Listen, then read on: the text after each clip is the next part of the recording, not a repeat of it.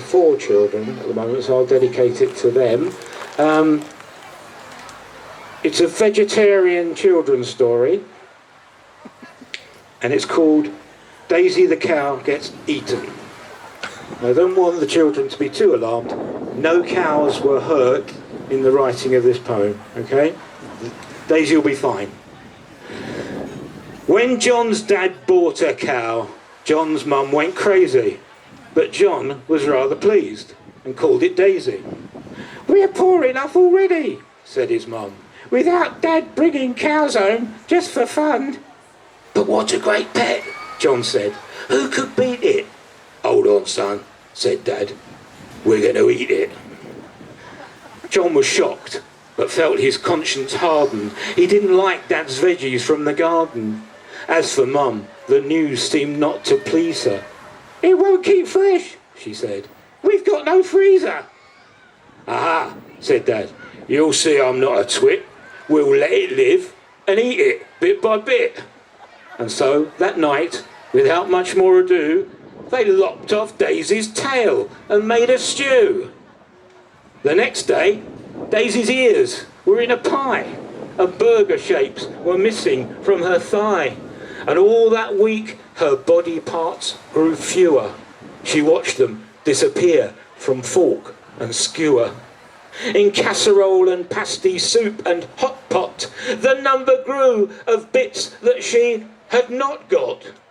Until at last she recognised her fate and tried to stop her drastic loss of weight by eating John's dad's carrots, sprouts and peas. She even thought she might regrow her knees.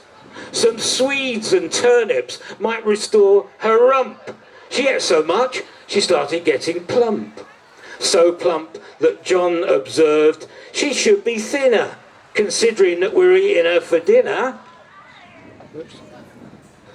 "And Mum," he said, "I think I now know why there's no potato left for shepherd's pie. It seems that Daisy's eating all Dad's crops. There won't be any left unless she stops, and we'll have nothing else to go with meat.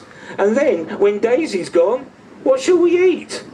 In short, he made his mum wonder how she'd ever let his father keep a cow. So Dad said, "Right, we'll kill it straight away." But John still had a few more things to say. He pointed out that Daisy's fresh manure had made the crops grow faster, firm and truer. He had a plan and urged that they should try it, to just eat veg and make old Daisy diet. So this they did and found it worked a treat. They all had lovely vegetables to eat, and Daisy did her bit and found it nicer to change her role from food to fertiliser. They patched her up as well as she could hope. Her new tail was a piece of skipping rope, her nose a cork, her chin was plasticine, her ears were cloth, unfortunately green.